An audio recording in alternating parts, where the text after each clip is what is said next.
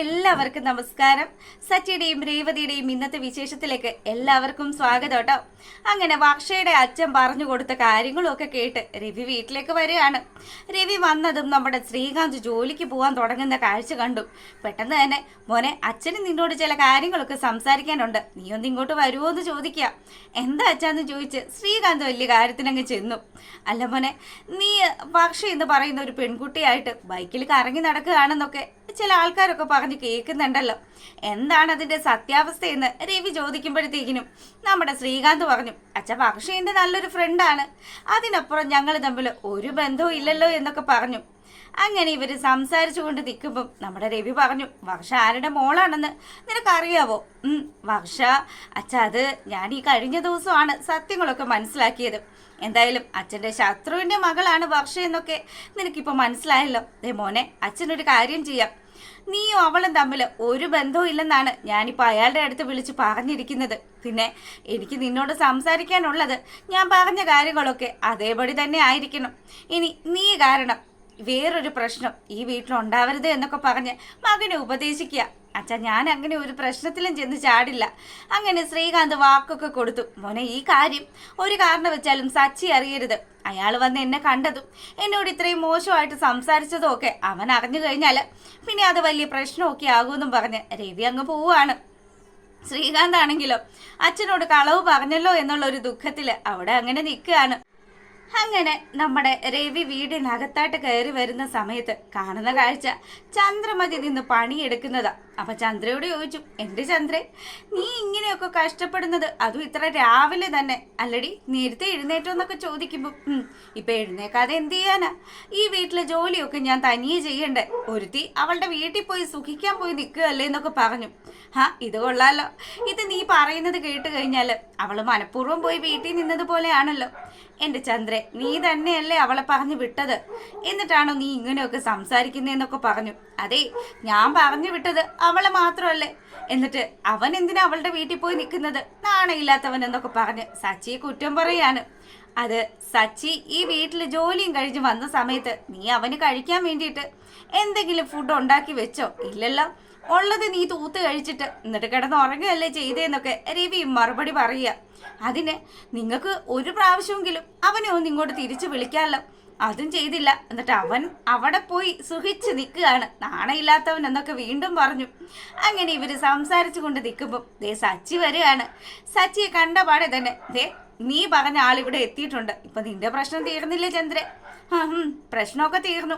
എന്താ അച്ഛാ, എന്താ ഇവിടെ പ്രശ്നമൊന്നും ചോദിച്ച് സച്ചി അകത്തോട്ട് കയറി വരുമ്പോഴത്തേക്കിനും, അല്ല ഇതെന്താ അവിടെ തന്നെ നിന്നതെന്നും പറഞ്ഞ് പുറത്തേക്ക് നോക്കിയിട്ട് ആരെയോ അകത്തോട്ട് വിളിക്കുകയാണ്. അകത്തോട്ട് വരുന്ന ആളെ കണ്ടതും ചന്ദ്രമതി അങ്ങ് ശരിക്കും ഞെട്ടി. ഇവളെന്താ ഇവിടെ എന്ന് ചോദിച്ച് രേവതിയുടെ അടുത്തേക്ക് ചെല്ലുമ്പോഴത്തേക്കിനും, അത് ഇവളിവിടെ നിൽക്കട്ടെ, ഇവളിനി എന്തിനാ വെറുതെ അവിടെ പോയി നിൽക്കുന്നത്? ആടിമാസം അല്ലേടാ, ആടിമാസത്തില് ഭാര്യയും ഭർത്താവും പിരിഞ്ഞിരിക്കണോന്ന് ഞാൻ നിന്നോട് എത്ര പ്രാവശ്യം പറഞ്ഞു. ഞാൻ പറഞ്ഞതൊന്നും കേൾക്കാതെ അവളെയും കൂട്ടി വന്നിരിക്കുക.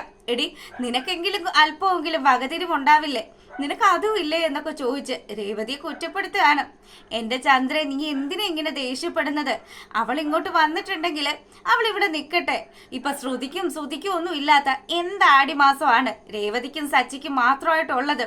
അല്ലച്ചാ, ആടിമാസം വന്ന സമയത്ത് അമ്മയുടെ വീട്ടിൽ പോയിട്ടില്ല എന്ന് അച്ചമ്മ പറഞ്ഞല്ലോ. അങ്ങനെയാണെങ്കിൽ പിന്നെ നിങ്ങൾക്കാർക്കും ഇല്ലാത്ത ആടി ഞങ്ങൾക്ക് എന്തിനാന്ന് ചോദിച്ചു. ഇനി അമ്മയ്ക്ക് ആടിയേ പറ്റുള്ളൂ എന്നാണെങ്കിൽ അമ്മ ഇവിടെ നിന്ന് ആടിക്കോന്ന് പറഞ്ഞു. സച്ചിയാണെങ്കിൽ രേവതിയുടെ കൈയും പിടിച്ചിട്ട് രേവതിയും കൂട്ടി റൂമിലേക്ക് പോവാണ്. എന്റെ ചന്ദ്രേ, എന്തിനാടി ചുമ്മാ ഇങ്ങനെ? രവിയേട്ട, എന്നാലും ഒരു മാസം അവൾ അവളുടെ വീട്ടിൽ നിൽക്കണ്ടേ? എടി, പണ്ടൊക്കെയാണ് നമ്മൾ 10 മാസം കഴിയുമ്പോഴത്തേക്കിനും നമുക്കൊരു കുഞ്ഞൊക്കെ ജനിക്കുന്നത്. ഇപ്പോഴത്തെ പിള്ളേർ അങ്ങനെയൊന്നും അല്ല, അവര് എല്ലാ കാര്യങ്ങളും നോക്കി കണ്ടുമൊക്കെ ചെയ്യുള്ളൂ. നീ ഒന്ന് പോയി നിന്റെ പണി നോക്കെന്നും പറഞ്ഞ് രവിയും അങ്ങ് പോവാണ്.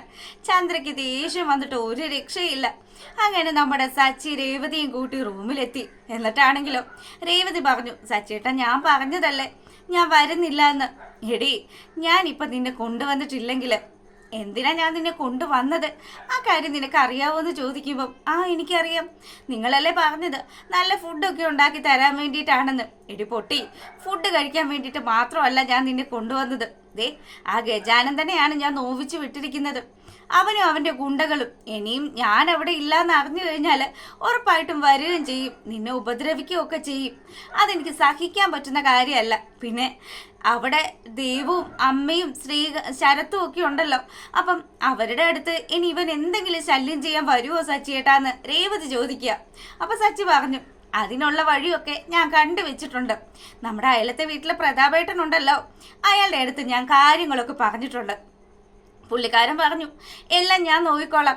അവനെങ്ങാനും അവിടെ വന്നു കഴിഞ്ഞാൽ നാട്ടുകാരവൻ്റെ കാര്യത്തിൽ ഒരു തീരുമാനമാക്കും. പിന്നെ എന്നെ പേടിച്ചിട്ട് അവൻ ഈ വീട്ടിലേക്ക് വരില്ല. അതുകൊണ്ട് നീ ഇവിടെ സേഫാണ്. എനിക്ക് നിന്നെ അവിടെ നിർത്തിയിട്ട് മനസമാധാനമായിട്ട് ജോലിക്ക് പോകാൻ പറ്റത്തില്ല. അതുകൊണ്ടാണ് എന്നൊക്കെ പറഞ്ഞപ്പോൾ നമ്മുടെ സച്ചിക്ക് രേവതിയോടുള്ള ആ ഒരു സ്നേഹം രേവതിക്ക് ശരിക്കും അങ്ങ് മനസ്സിലാകുകയാണ്. സച്ചി പറഞ്ഞു, നീ ഇവിടെ ഇരിക്കട്ടോ, ഞാനൊന്ന് പോയി കുളിച്ചിട്ട് വരാം. അങ്ങനെ അവൻ കുളിക്കാൻ പോകുന്ന ആ ഒരു സമയത്താണെങ്കിലോ നമ്മുടെ രേവതി ഗജാനന്ദന്റെ സച്ചി എടുത്ത് കൊടഞ്ഞ സമയത്ത് ഗജാനന്ദനോട് പറഞ്ഞല്ലോ, ഇനിയല്ലടാ ഒരു 7 ജന്മം അവൾ എൻ്റെ ഭാര്യയായി തന്നെ, എൻ്റെ പെണ്ണായി എൻ്റെ ഒപ്പം ഉണ്ടാകുമെന്ന്. ഒരുത്തനും അവളെ തൊടാൻ പറ്റത്തില്ല എന്നുള്ള കാര്യം. ഇതൊക്കെ ഇവളിങ്ങനെ ആലോചിച്ച് വളരെയധികം സന്തോഷത്തില് നല്ല റൊമാൻറ്റിക് ആയിട്ട് പുള്ളിക്കാരി അവിടെ അങ്ങനെ ഇരിക്കുകയാണ്. ഈ സമയത്താണെങ്കിലും നമ്മുടെ രവി ആണെങ്കിലും ദേ ചന്ദ്രമതിയുടെ അടുത്ത് പറഞ്ഞു, ചന്ദ്രൻ ഒരു ചായ ഇങ്ങോട്ടെടുത്ത്. അങ്ങനെ ഇവരവിടെ നിൽക്കുന്ന ആ ഒരു സമയത്തേക്ക് കൊറിയറുകാർ വരികയാണ്. അവർ വന്നതും ഒരുപാട് വെട്ടിയൊക്കെ ആയിട്ട് വരുമ്പം നമ്മുടെ രവി പറഞ്ഞു, ഇതെന്താ ഇത്, കുറെ സാധനങ്ങളൊക്കെ ഉണ്ടല്ലോ, ദേ ഈ ടേബിളിൽ വെക്കെന്നും പറഞ്ഞ് അവർക്ക് വെക്കാനുള്ള സ്ഥലമൊക്കെ കാണിച്ചു കൊടുത്തു. അതിനുശേഷം സച്ചി ഇങ്ങോട്ട് കുളിയൊക്കെ കഴിഞ്ഞ് ഇറങ്ങി വരികയാണ്. സച്ചി ഇങ്ങോട്ട് വന്നതും അവനാണെങ്കിൽ, അല്ലടാ ഇതെന്താടാ, ഇത് ഒരുപാട് വെട്ടിയൊക്കെ ഉണ്ടല്ലോ, ഇതിനു വേണ്ടി സാധനമൊന്നും ഞങ്ങൾ ഓർഡർ ചെയ്തിട്ടില്ലല്ലോ, എവിടെ ആ ബില്ല് എവിടെയെന്ന് ചോദിക്കുമ്പോഴത്തേക്കിനും അയാള് ബില്ലെടുത്ത് കൊടുക്കുകയാണ്. സച്ചി ഈ ബില്ല് കണ്ടതും ശരിക്കും അങ്ങ് ഞെട്ടി. ഇതെന്താ ഇത്, അല്ല ഇത് എന്താ ഇപ്പൊ ചെയ്യേണ്ടത് എന്നൊക്കെ പറഞ്ഞ് നമ്മുടെ സച്ചി ഇങ്ങനെ ആലോചിച്ച് നിൽക്കുമ്പോഴത്തേക്കിനും, എന്താടാ മോനെ എന്തെങ്കിലും പ്രശ്നമുണ്ടോ എന്ന് രവി ചോദിക്കുകയാണ്. അച്ഛാ ഇത് ഞാൻ 4000 രൂപയുടെ സാധനമല്ലേ സാധാരണ മാസം മേടിക്കുന്നത്, ഇത് 7500 രൂപയുടെ സാധനങ്ങളുണ്ട്. ഇത് ആര് വാങ്ങിക്കൂട്ടിയതാണ്? എടാ നിങ്ങൾക്ക് മാറിപ്പോയിട്ടൊന്നും ഇല്ലല്ലോ, ഞാൻ ഓർഡർ ചെയ്ത സാധനങ്ങളൊക്കെ തന്നെയല്ലേ ഇങ്ങോട്ടേക്ക് കൊണ്ടുവന്നിരിക്കുന്നത്.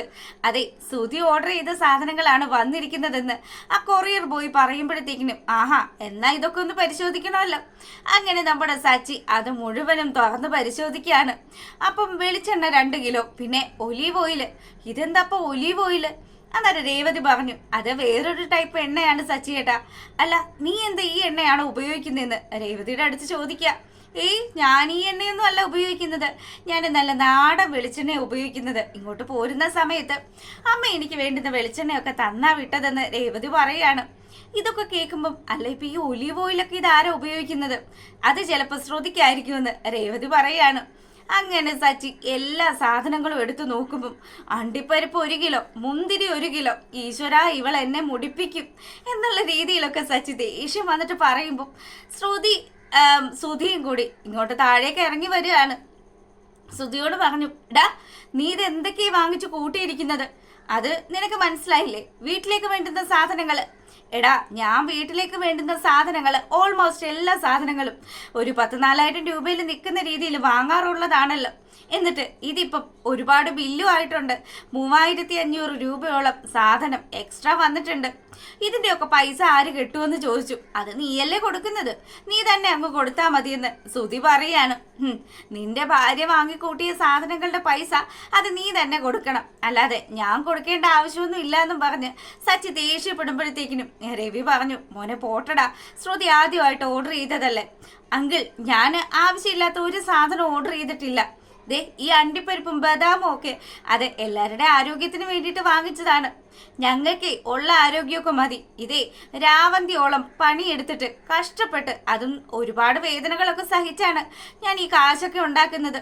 ഒരുപാട് കഷ്ടപ്പെട്ട് അത് മരുന്ന് പോലും വാങ്ങിക്കാതെ ഈ വീട്ടിലേക്ക് ചെലവാക്കുമ്പോഴത്തേക്കിനും ഇതുപോലെയുള്ള ദൂർത്ത് ഇത് ഞാൻ സമ്മതിച്ചു തരില്ല അച്ഛാന്നും പറഞ്ഞ് സച്ചി അങ്ങ് കലി തുള്ളി നിൽക്കുകയാണ്. ശ്രുതിയാണെങ്കിൽ ദേഷ്യത്തോടു കൂടി നമ്മുടെ സുധിയെ നോക്കുന്നത് കാണിച്ചുകൊണ്ടാണ് ഇന്നത്തെ വിശേഷം അവസാനിക്കുന്നത്. അപ്പോൾ അതാ നിങ്ങൾക്ക് ഇഷ്ടപ്പെട്ടിട്ടുണ്ടെങ്കിൽ ലൈക്ക് ചെയ്യാനും കമൻറ്റ് ചെയ്യാനും അതുപോലെ സബ്സ്ക്രൈബ് ചെയ്യാത്തവരൊക്കെ ഒന്ന് സബ്സ്ക്രൈബ് ചെയ്ത് സപ്പോർട്ട് ചെയ്യണം കേട്ടോ.